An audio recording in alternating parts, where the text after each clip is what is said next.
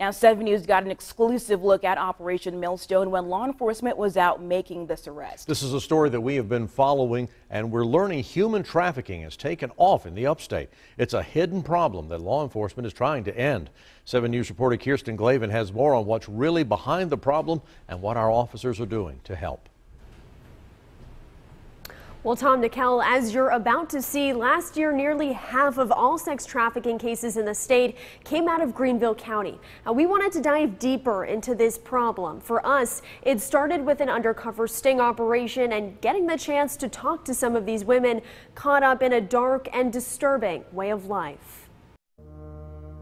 501. All right, that's him. Go. So you have the right to remain silent. Anything you say can and will be used against you in court. I don't want to go to jail anymore. It's not about the sex at all. You know, it never was. But, you know, I just didn't know what to do. They're doing it because they feel like they have to. It is a choice of desperation. 3 on day.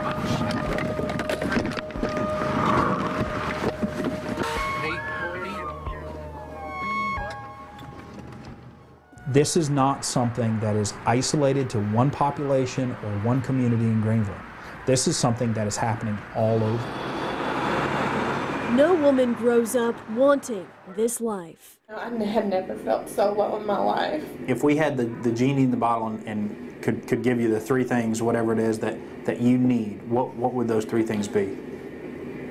Stability, money, and love.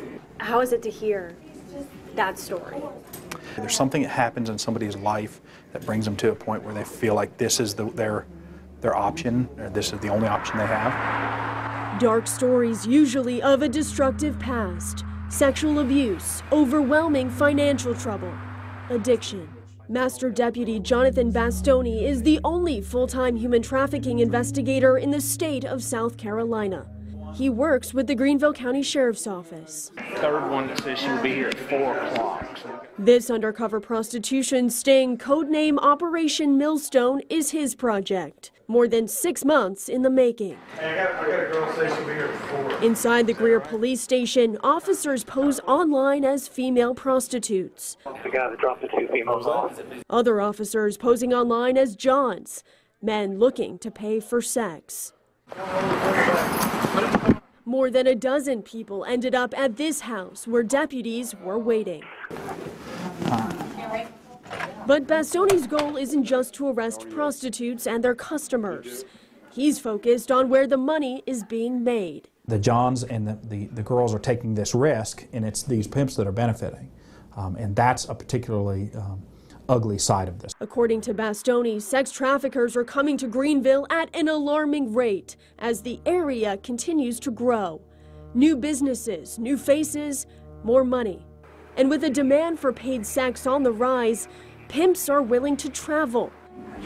Community Relations Director at the Greenville County Sheriff's Office, Martine Wilder, says they're bringing girls up from Atlanta and down from Charlotte to serve the growing demand. These girls wouldn't be making the money if there wasn't the demand.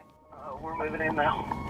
Operation Millstone is the largest prostitution sting the county has ever done. All right, we copy. We'll get back reset.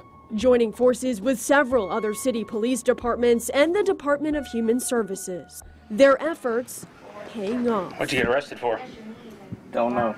We did identify a human trafficking victim, and out of that, Greer PD was able to make 2 arrests for trafficking in persons.